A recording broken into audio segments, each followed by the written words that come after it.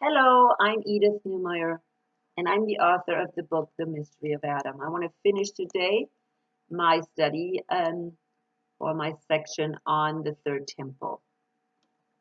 Now, I am going to look at Daniel today, Daniel 9 and maybe Daniel 11, if I still have time. So we will be right now going to Daniel 9 first, of course. And I'm going to try to find it, if I can find it. There it is.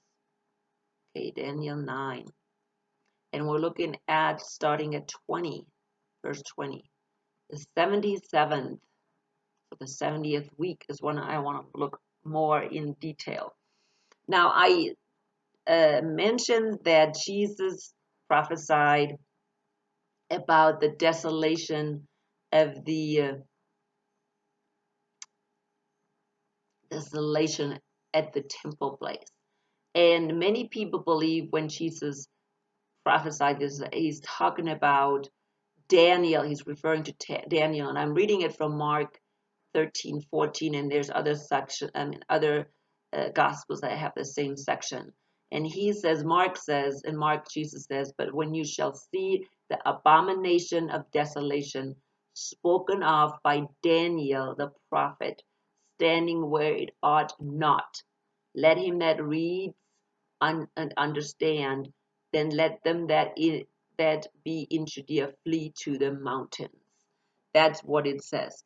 So in other words, it tells about the abomination of desolation standing in the place where it should not stand. Okay? So again, I said that this could be it could be a third physical temple, not God's temple. If we're talking about God's temple, it cannot be God's temple because we know that God's temple is the church. So if there is a building standing on the holy place, and when they call them the temple, then that is definitely abomination. Okay, it is a definite abomination. And also, and that could be actually what he was, referring to. He's saying that there is going to be this building that is standing at the, where the holy place is. And people will call it the temple or the temple of God, but it will be an abomination because right now God is building the temple, his temple, the church. Okay, so Messiah is already building his temple at this time. So when we look at this, I want to go today to Daniel and see what Daniel is saying about this thing. And Jesus didn't say anything about the Antichrist or the son of perdition. I thought he did, but he didn't. But see, this is what we have in our heads, and that's what's confusing us. We're having so many false teachings in our head, and we never really go to the verses ourselves. It's the same thing that we're doing with this gender battle that we're going through right now in the churches. And we are going through battles in the churches right now. I think that the battle is really ramping up right now, that women are standing up and they're demanding that they will be accepted as equal members. But we have been taught the wrong thing, and we keep saying, well, this is biblical, when it's not biblical. And so it is important that we go to the scripture and read things and not think that we already know what's going on. So Jesus only said if there's something standing in the holy place, okay, in the holy place, then that is called an abomination. Okay, let's read that again. He is saying, let's see, get is out. He's saying, but when you shall see the abomination of desolation spoken by Daniel the prophet standing where it not ought to stand, and let them that be in Judea flee in the mountains. And I have said that too. Flee in the mountains. If you see anything standing there, go, run. Do not stay in Jerusalem. That will be the end for any Christians, okay? Whether they're Jewish Christians, and I call them Jewish Christians, or pagan Christians. If you're in the holy city, if you're in Jerusalem, if you're near the city, run for your life. That's what Jesus is saying right here.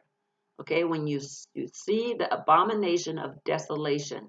See, some people still think, oh, there has to be a temple and something is inside the temple. No, that's not what it means. Okay, that's not what this means. This means simply that there is something standing where it not to stand. Okay, there's some abomination. In other words, a temple, erected temple, would be an abomination. Okay, that's what it would be, period. And so that's what that means. It doesn't say anything else. So now that we know that, let's go to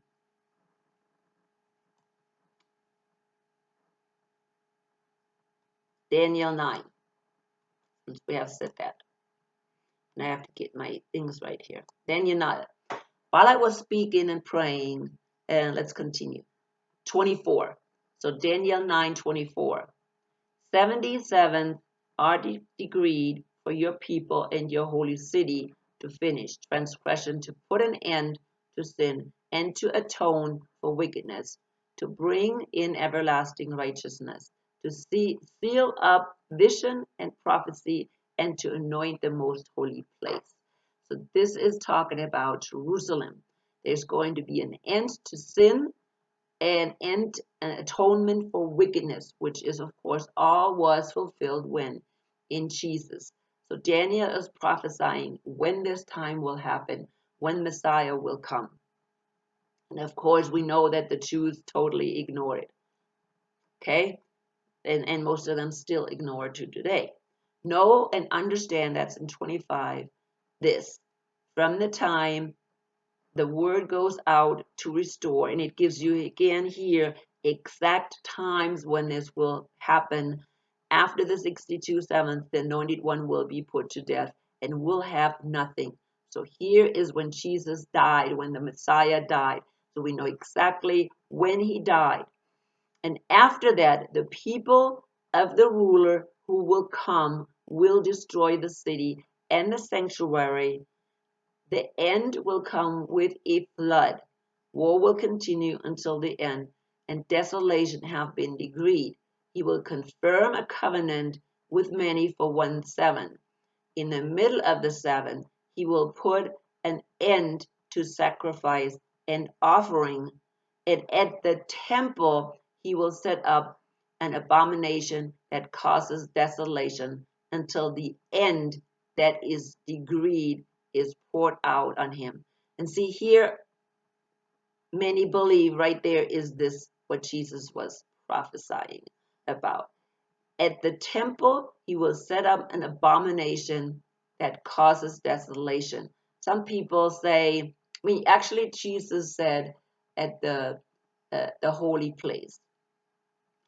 This right here says at the temple. Now, I have a commentary, and it says here the way it should read. And one who causes desolation will come, one who causes desolation, so that's actually a person, come upon the wing of the abominable temple. Okay, so, and one who causes desolation will come upon the wing of the abominable temple until the end that is decreed is poured out on the desolate city. So in other words, it is talking about here an abominable temple, not the real temple, but an abominable temple, which makes sense because, of course, the church is the real temple. which Messiah is building right now. So if anybody would erect anything, it would be an abomination, and it would be an abominable temple. And so this is, he will confirm a covenant with many for 1/7. And then in the middle of the 7, he will put an end to sacrifice and offering. So does that mean that there will be sacrifice and offering happening in the temple? If it will happen in the temple, it will be again an abomination. I mean, such that nobody has ever seen since the existence of this world. Okay, it would be an abomination. I mean, the Israelites, the Jews, they sacrificed to idols. This would be sacrificing to idols, because even if they think they're sacrificing it to God, it would not be the correct sacrifice. It would be sacrilegious sacrifices and offerings. And it doesn't matter if they intend to do it. They are erecting at that point their own religion. They will erect their own God in a sense. Matter of fact, they will erect their own God. Okay? Because see, in the past they worshipped idols of these surrounding nations. But if they would actually sacrifice to what they think the God of Israel is, um, they're really creating then their own God, okay, their own image of God, and I would think that's even worse than actually sacrificing to idols, because sacrificing to idols has something to do with something that really is nothing. But when you make the false image of God, I mean that is the ultimate. That is just the absolute ultimate.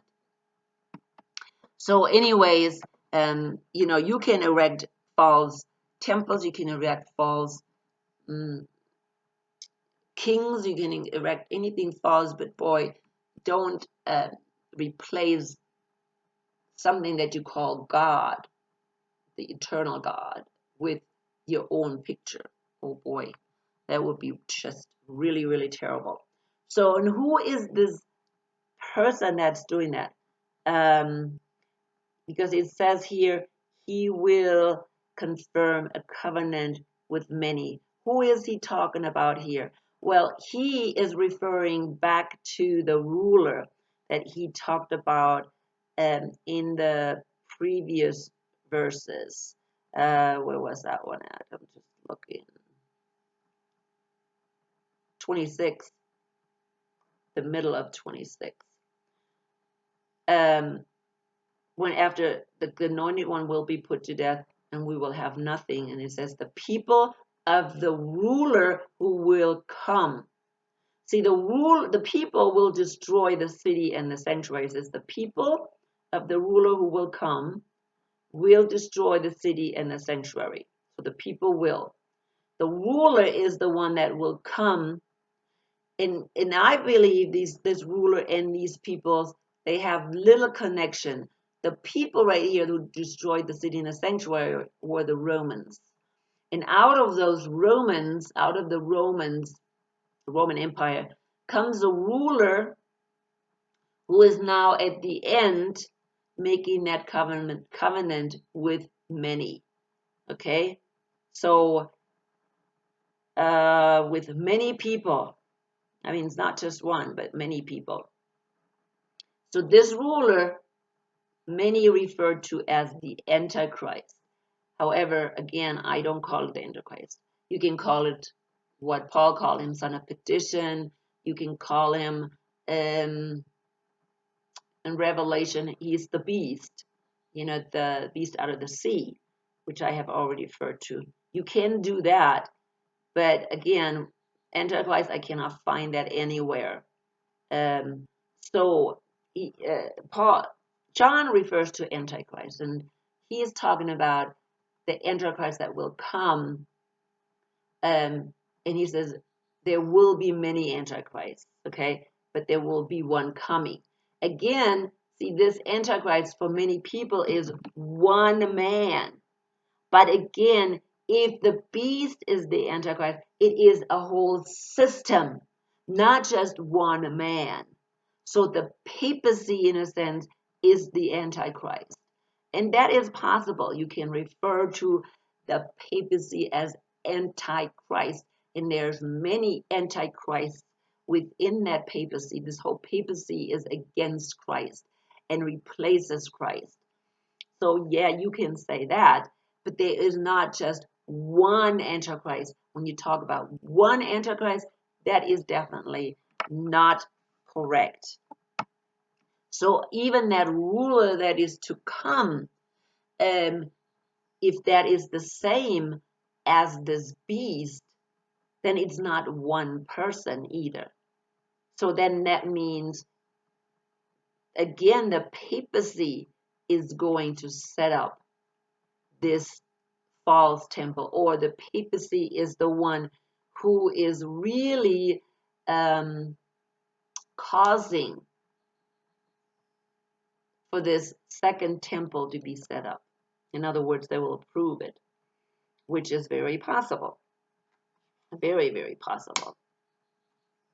Because the papacy, I think, owns everything. I mean, most, I think, in the land in Egypt. Yeah, Egypt is right. Because I was thinking Sodom and Egypt in Revelation. But it is Jerusalem. Most of the land in Jerusalem is owned by the Vatican. So I think even most of the Temple Mount is owned by the Vatican. So yeah, they would definitely approve that. So it says, he will confirm a covenant with many, and that is referring to the ruler, okay? The ruler who is to come, which I say that this is the beast out of the sea. It's also the little horn that Daniel was talking about. And I don't think there's any reference to the temple when he talks about that little horn. He just describes the little horn. And we can look at that some other time. So, again, we need to really look at these things and just really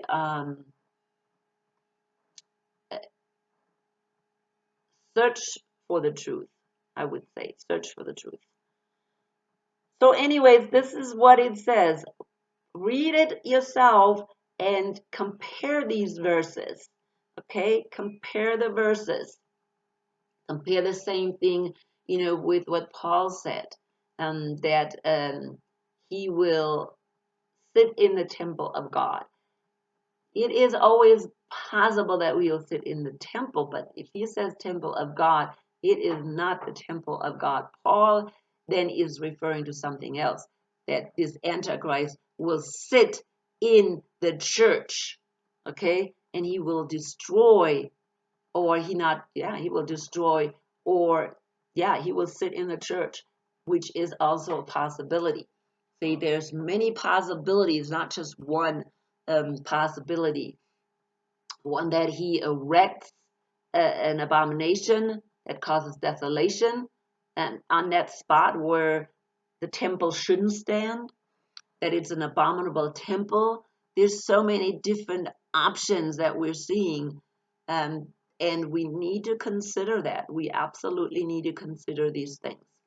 So really fast, let's go to Daniel 11, if I can find it. There. Okay, this is talking about a succession of rulers that will come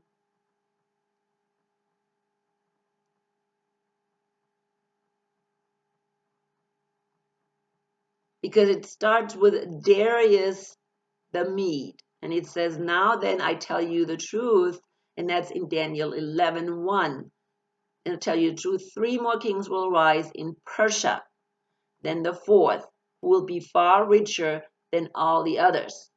When he has gained power by his wealth, he will stir up everyone against the kingdom of Greece. You see, now guess what? Now we're going into the kingdom of Greece. Now he is describing in Daniel 11 the succession after the kings, after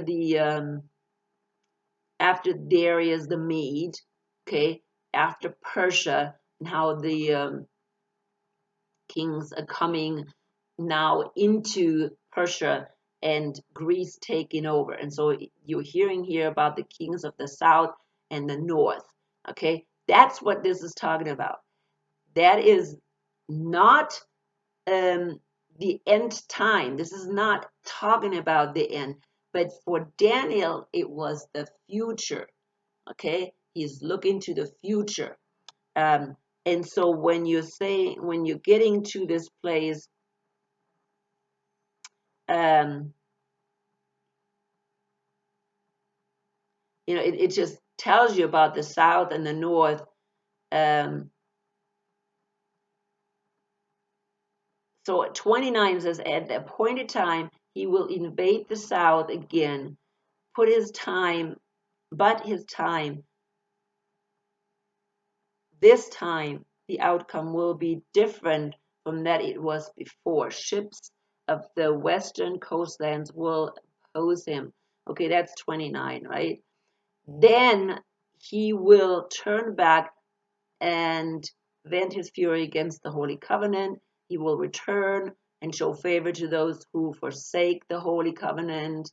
Okay, so this is talking to me. This is actually looking towards the Roman Empire and how they dealt with um, Judah, Israel, not Israel, Judah.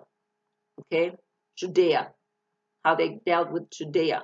And it looks very much like the time after Jesus when they kept warring against the Romans. Um, okay, because ships of this is talking about the Romans. He will return, show favor to those who forsake the Holy Covenant. Why? Because he will show favor to the ones that are not holding on to to Judaism. So he will preserve those, like for instance, Josephus, who was actually going who was supporting the emperor, the Roman emperor. Okay, and he was not destroyed. He was there actually seeing the destruction of Jerusalem and wrote about it, and he was not killed because he was on the side of the emperor. So the emperor didn't just destroy anybody, only the ones that were against the emperor. And then 31 says, his armed forces will rise up to desecrate the temple fortress and will abolish the daily sacrifice. Then they will set up the abomination that causes desolation. With flattery he will corrupt those who have violated the covenant. But the people who know their God will firmly resist him.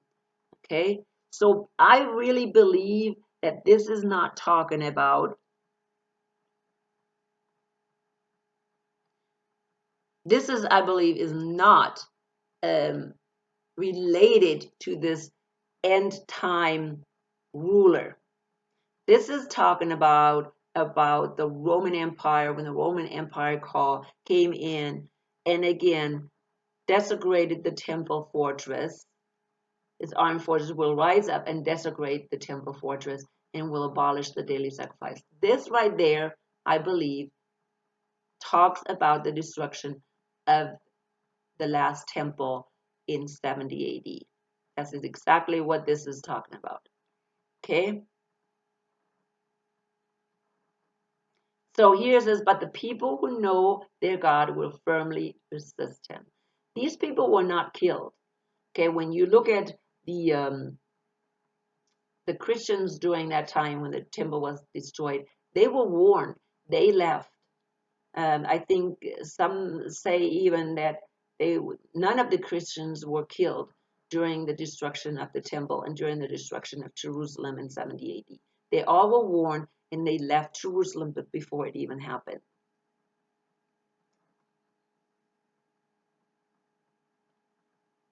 So, and then he continues, the king will do as he pleases. He will exalt and magnify himself above every god, and will say unheard of things against the God of gods. And he will be successful until the time of wrath. Successful until the time of wrath is complete.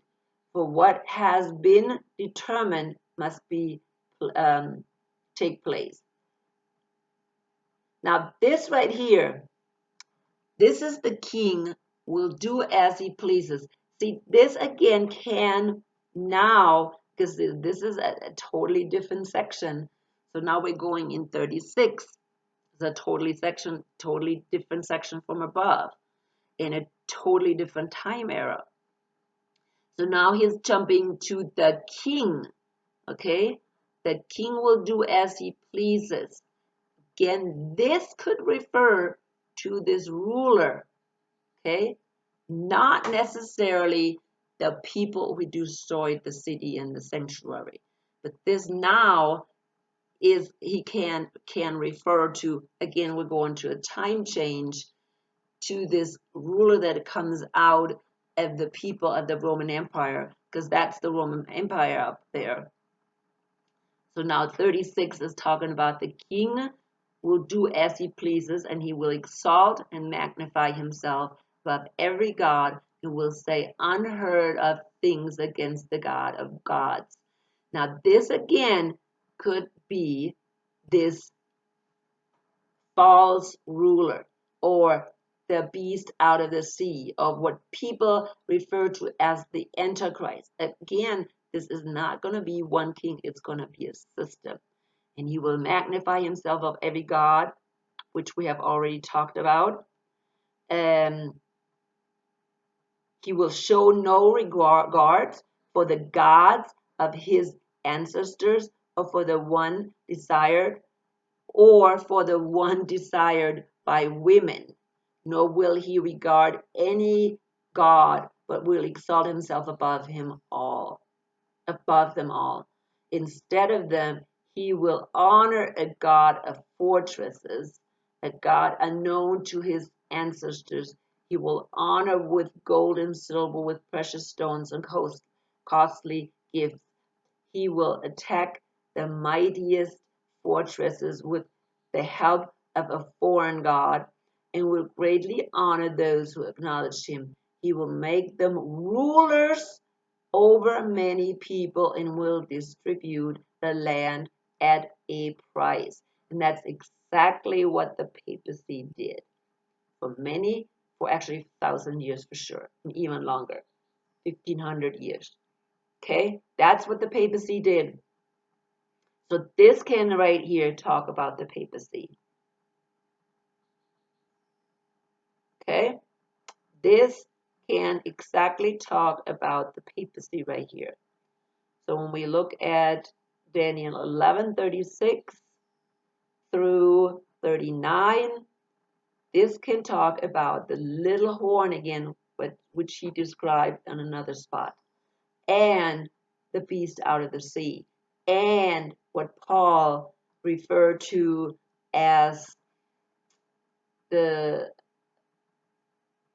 what is it, the man of lawlessness, or the man of sin. So this is very interesting to look at. But again, it doesn't say anything, that, I mean, yes, you can say this, the Antichrist, because that's what, again, John talked about, the Antichrist. But it's not talking about one Antichrist. It's talking about a system, the Antichrist system. So, again, and then this will continue with, at the time of the end, the king of the south will enrage him in battle, will engage him in battle. And the king of the north will storm out against him with chariots and cavalry. So this guy, whatever this guy is, okay, I say the papacy, is going to be attacked eventually. Okay, and you can kind of read that right, starting with 40. But I was talking about more the second temple in reference to this, what people call Antichrist. Okay? So the second temple, if the second temple is rebuilt, if the third temple is rebuilt, and which is right too, the second temple. But if that temple, the physical temple, will again be standing there, it will be an abomination. Okay, it is possible. I'm not saying it is not possible, but I'm just saying it is not. And if people see it, you better run, because that will be your sign to get out of there. Okay. Well, I want to finish up today because I think this is enough information. Please do your research. I really would like to hear from you and what you think. I know this is all very complicated. I want to encourage you to not just take everything that people tell you, even what I tell you, just don't take it. Read it for yourself. Let the Holy Spirit guide you and let Him show you what the truth is. So I will finish up today and I will speak to you some other time.